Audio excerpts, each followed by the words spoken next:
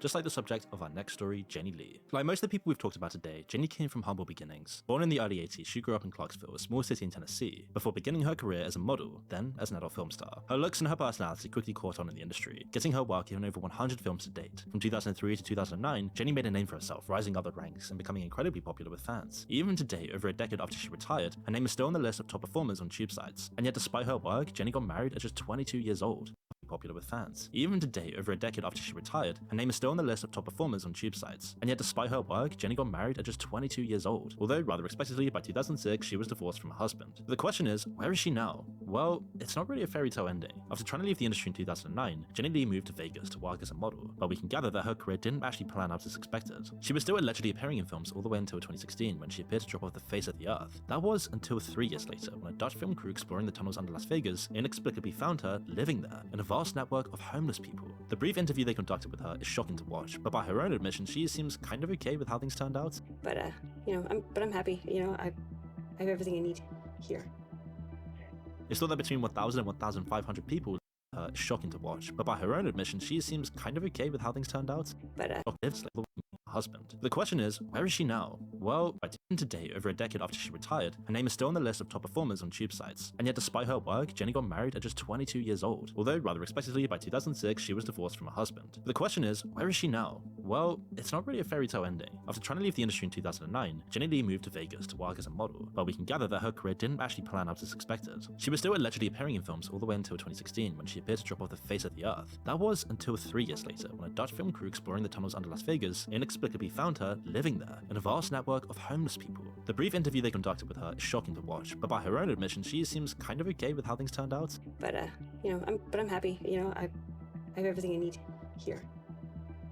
It's thought that between 1,000 and 1,500 people live in the tunnels under Sin City. Jenny describes their life as hard, but that the shared struggles breed a sense of community amongst the other lost people who made their lives underground. Now, of course, there's a bunch of dangers here, from flash floods and sewage to rats, addicts, and extreme temperatures, not to mention crime. However, since this interview, not much has been known about Jenny's life. She might still be down there, scratching out and living amongst other people who don't judge her for her looks or her background. It should be clear at this point what's going on in the industry. It takes people who are generally already unstable because of their childhoods and lures them in with fast money. They trade away their dignity and their privacy, and even if they're successful, the industry will just spit them out a few years later. This has been going on for decades, but the question still remains, why is it getting worse now? Websites like OnlyFans and other self-promotion tools claim they're giving the power to the performers and taking it away from a predatory industry, which is a crazy thing to say when these sites are just incentivizing normal, regular people to start becoming online adult stars. And if their claims were actually working, we wouldn't be seeing the disturbing rise in the casualties. Instead, OnlyFans is one small part of a group of problems that are hitting performers one after another. The site essentially helped carry on the work of the tube sites by creating a single global marketplace. While this might sound liberating, in fact, it only makes the competition far harder for actresses that would have had stable deals with production companies just a decade or two before. In the same way that dating apps have made it far harder for men to find someone by giving people so many different options, it's done the same thing to the adult film industry. Then there's all the problems that people working in the industry already faced that have only gotten worse. There may not even be that many more substance abuse issues than there were 5 years ago, but the risks today are far greater. New synthetic drugs, which are both far more potent and far more deadly, have flooded the market and are used to numb the pain and fill the dad-shaped hole left in these stars. And as their drugs get more and more tainted, they need higher doses to even live with their lifestyle choices. It's making the lives of these performers far more dangerous. The mental health crisis that the rest of the world is going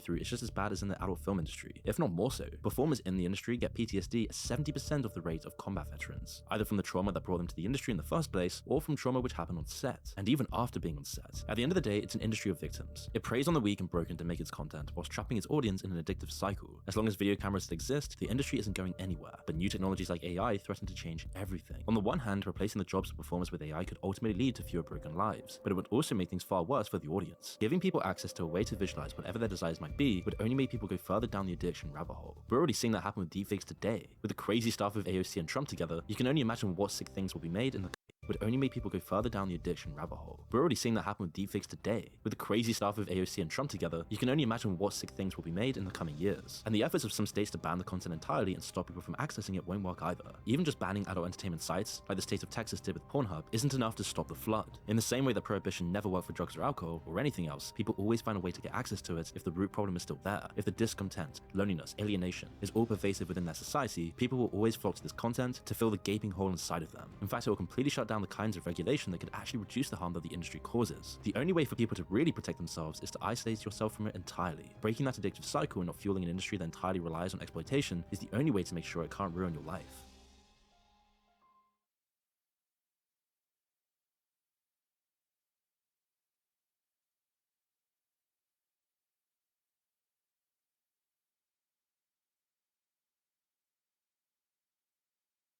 2. Next on our to-do list was the Ascension Domain. Even though this place is not as good as it once was, there is still a threat at large, the time limit. We are basically using 2 characters who cannot use their abilities, and I'll be blunt, both of their normal attacks weren't exactly doing the most damage. I failed 2 attempts of this and decided enough was enough. I was familiar with that one Albert Einstein quote, not that one, the other one. So I decided to go ahead and use Lisa for this. We brought Lisa up to level 44 and went back inside for round 3. I chose to use Lisa here because I knew that we would need her for later, but I felt confident in myself that we could get past this domain without her dying. And I placed my confidence correctly because she was able to do this on her first try, taking only around 600 damage. As a reward for completing this, we got some wishes, and seeing as how we were really down on our luck, this was the perfect opportunity for a new character. You knew it was going to be a weapon the second I said that sentence. Our next quest isn't available until AR28, so we got some wishes, and seeing as how we were really down on our luck, this was the perfect opportunity for a new character. You knew it was going to be a weapon the second I said that sentence. Our next quest isn't available until AR28, so we've still got a lot left to do until then. First, we took down the Pyro Regisvine, and since I've spent 28 minutes on that boss before, I was very familiar with its moveset, so we managed to not get hit during this. My dodging skills would not carry over to the next boss though, because once we did the rematch, Lisa lost almost 6,000 HP from this one move. Yikes. After that battle, we went over to Kali's boss, and for the first fight, we did pretty well without us even taking any damage. I did this attempt before the second Regisvine fight, that's why she has more health here. But I couldn't just settle with 2 drops. We needed more.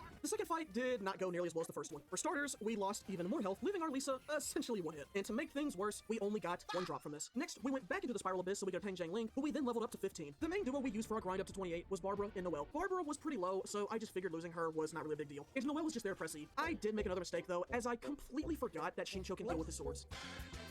Once we finished Xingqiu's quest, we managed to make another wish. Okay, 4-star? Yes. Alright, character we don't have. Character we don't have, please. Yes! Yes! Perfect. Yunjin was a great addition to the team, especially since she was our Noelle replacement because we unfortunately lost her to fall damage. No! Yunjin showed me that the best element for this playthrough was actually Geo. Go on. In normal situations, Geo's reactions are pretty underwhelming. It just gives you a temporary shield that goes away after like 2 moves. But in a playthrough like this, those shields are a godsend. Since protecting us from a single move that does even like 100 damage means a lot in this challenge. As long as there's an element on the enemy, we can get a shield up. Combine this with a character like Barbara, who only does elemental damage, and we've got a pretty reliable duo on our hands. After making our first mistake with Barbara, we finally reached AR28 and activated the Anemo device with our Sucrose. Next up was round 2 on top of the platform. These guards are different from